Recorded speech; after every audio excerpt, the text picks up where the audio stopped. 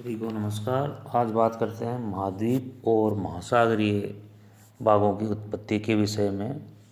पृथ्वी की उत्पत्ति की समस्या अत्यधिक जटिल है, लेकिन महाद्वीप और महासागरों की उत्पत्ति की समस्या भी उससे कम जटिल नहीं है। इस विषय में बहुत सारे सिद्धांत दिए गए हैं, जैसे केल्विन का है, लेपवर्थ और लव की संकल्पना है।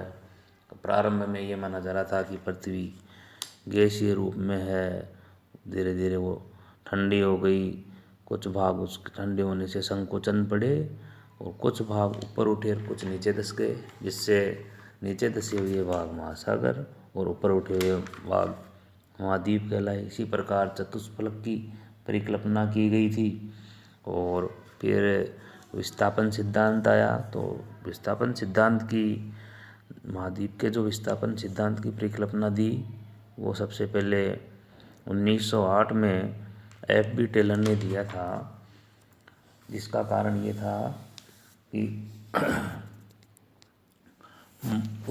उसके पास में जो समस्या आई वो ये थी कि मोड़दार पर्वतों की व्याख्या करना।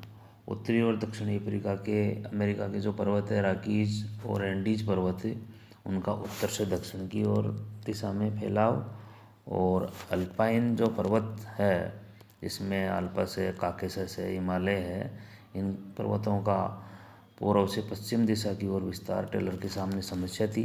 इसको सुलझाने के लिए ही उन्होंने संकोचन सिद्धांत के विपरीत स्थल विस्थापन सिद्धांत या डिस्प्लेसमेंट थ्योरी का प्रतिपादन किया था। सबसे पहले टेलर ने किया और विश्वविद्यालय के पाठ्यक्रम अनुसार इसमें वेगनर का जो महाद्वीपीय विस्थापन सिद्धांत है वो भी उसी से मिलता जुलता है।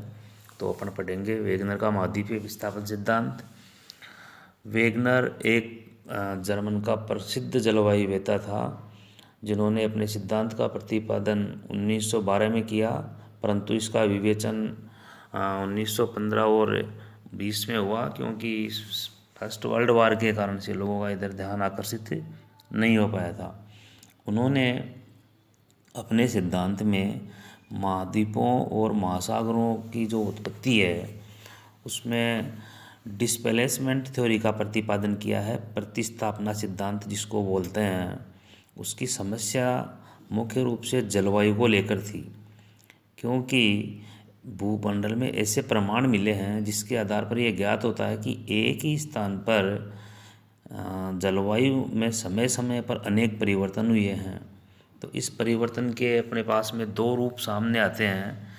एक तो यह है कि यदि स्थिर भाग स्थिर रहे हो तो जलवायु कटिबंधों का स्थानांतरण हुआ होगा, इसलिए अलग अलग जलवायु रही है एक ही भाग में, कभी गर्म, कभी ठंडी, कभी उष्ण, कभी आर्द्र। तो इसी प्रकार दूसरी जो पक्ष लेते हैं वो ये है कि जलवायु कटिबंध स्थिर रहे हों तो स्थल भागों का स्थानांतरण हुआ होगा।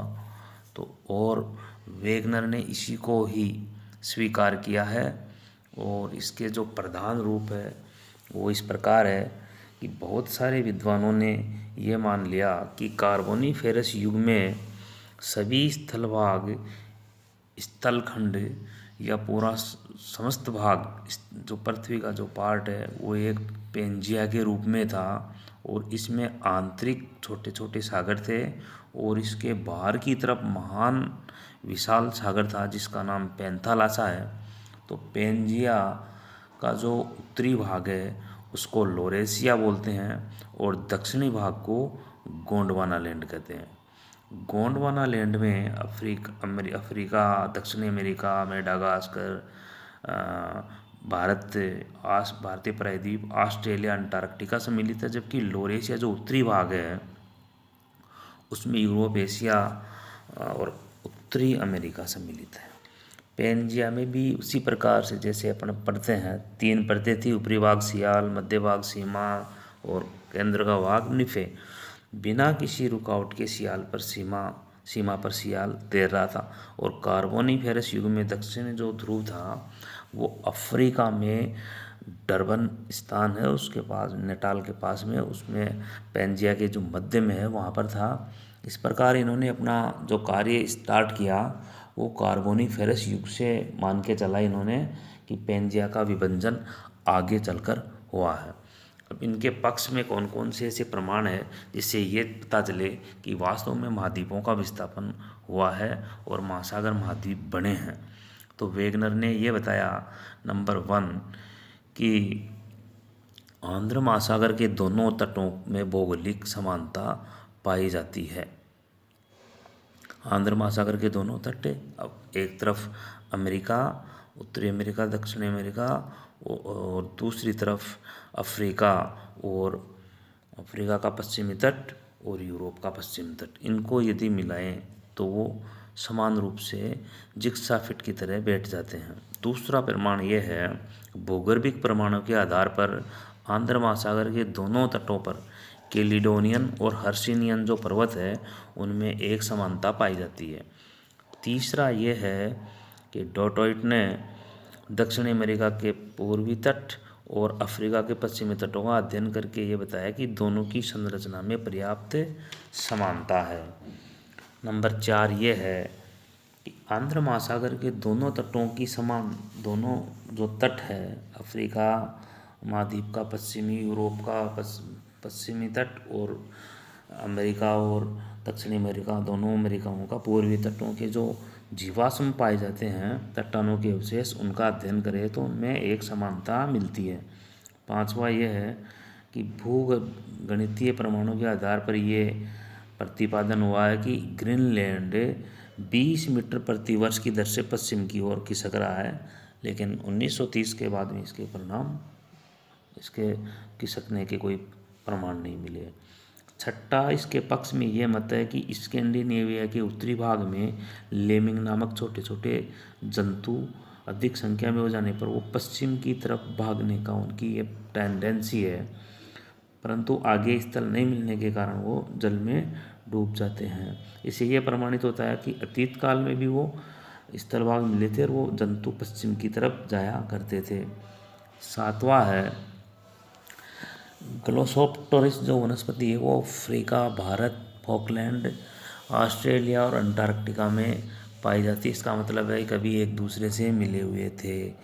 8वां है कार्बोनीफेरस युग में हिमानीकरण के प्रभाव ब्राज़ील, फॉकलैंड, अफ्रीका, प्रायद्वीपीय भारत, ऑस्ट्रेलिया में पाया जाना ये सिद्ध करता है कि सभी भाग कभी एक दूसरे से मिले हुए हैं तथा दक्षिण ध्रुव टर्बन के पास में ही रहा होगा। महाद्वीपीय प्रवाह संबंधी बल की जो अगर बात करते हैं तो उसमें यह है कि वेगनर के अनुसार पेंजिया का विभंजन हुआ तो उसमें 2 दिशाओं में प्रवाह हुआ, एक भूमध्य रेखा की तरफ और दूसरा उत्तर पश्चिम की ओर, मतलब भूमध्य रेखा मतलब उत्तर की तरफ और दूसरा पश्चिम की ओर। भूमध्य रेखा की ओर का प्रवाह का जो कारण है वो गुरुत्व बल है, प्लवनशीलता के बल के कारण हुआ है। और महाद्वीप जो है वो सियाल के बने हुए हैं, सीमा से कम घनत्व वाला है तो बिना रुकावट के तैर रहा था। दूसरा है महाद्वीपों का पश्चिमी ओर की ओर प्रवाह का कारण सूर्य और चंद्रमा की ज्वारीय बल को माना गया है। पृथ्वी पश्चिम से पूर्व की ओर घूमती है, ज्वारीय रगड़ के से पृथ्वी के भ्रमण पर रोक ब्रेक का काम करती है। इस प्रकार महाद्वीपीय भाग पीछे छूट जाते हैं, स्थल भाग आगे की ओर प्रवाहित होता है। और महाद्वीपों का जो वास्तविक प्रभाव हुआ है उसमें इसको वेगनर ने इस प्रकार से बताया है कि पेंजिया का विभंजन कार्बोनीफेरस युग से ही माना उन्होंने, और प्लवनशीलता और गुरुत्व बल के कारण पेंजिया 2 भागों में विभंजन हुआ, उत्तरी भाग लोरेशिया और दक्षिणी भाग गोंडवानालैंड। बीच का भाग 33 सागर के रूप में, इसको 33 का खुलना बोलते हैं।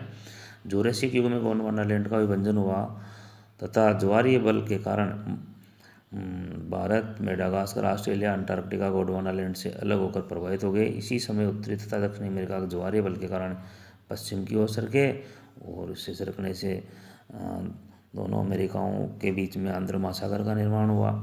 इस प्रकार का जो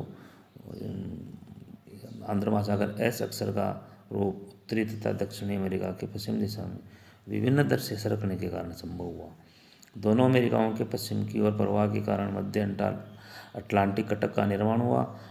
आर्कटिक सागर तथा उत्तरी ध्रुव सागर का निर्माण महाद्वीप के उत्तरी ध्रुव से हटने के कारण हुआ। पैंतला कई दिशाओं से महाद्वीपों के अतिक्रमण के कारण उसका आकार संकुचित हो गया और अवशिष्ट भाग प्रशांत महासागर बना। इसी प्रकार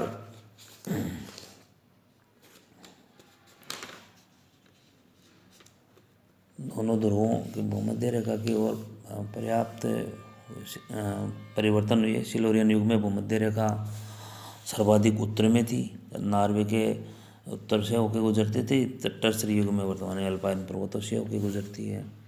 पर्वतों के निर्माण के विषय में उन्होंने बताया कि जब उत्तरी तथा दक्षिणी अमेरिका पश्चिम दिशा में प्रवाहित हो रहे थे तो सीमा द्वारा रुकावट के कारण इन महाद्वीपों के पश्चिमी किनारे वलित हो गए, जिससे रॉकीज और एंडीज पर्वतों का निर्माण हुआ। इसी तरह यूरेशिया, अफ्रीका प्रायद्वीप भारत में भूमध्य रेखा की ओर प्रवाहित हुए होने से एक दूसरे को सरकने के कारण 33 भूसुन्नति में मोड़ आ गए, जिसके कारण से टर्सरी युग की अल्पाइन पर्वत श्रेणी की रचना हुई। पर इसमें थोड़ा सा उन्होंने थोड़ी गड़बड़ हो गई वैगनर महोदय से, और उन्होंने पहले तो ये बताया कि सियाल सीमा पर बिना रुकावट के तैर रहा है, और बाद में उन्हें रुकावट के कारण से पर्वतों की उत्पत्ति का हवाला दे दिया।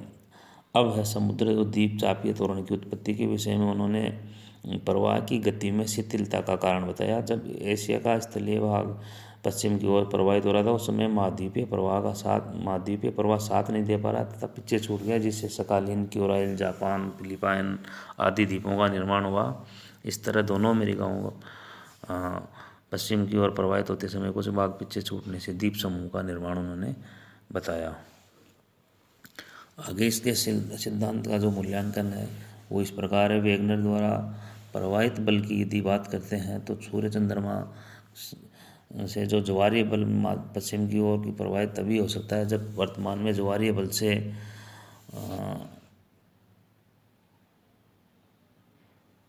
90 अरब गुना अधिक यदि ताकत हो, ये इतना बल हो तभी ये चीज़ें संभव है। यदि इतना बल महाद्वीपों के प्रवाह के समय रहा तो पृथ्वी का परिभ्रमण एक ही वर्ष में बंद हो जाता है। इसी तरह गुरुत्व बल के कारण महाद्वीपों का प्रवाह नहीं हो सकता, बल्कि इसके प्रभाव से स्थल भाग आपस में मिल गए होते। दूसरा है वेगनर ने परस्पर विरोधी बातें कही, जो भी मैंने आपको बताई कि सियाल सीमा पर तैर रहा बिना रुकावट के तैर रहा है, और बाद में बताया कि उनमें रुकावटें आती गई।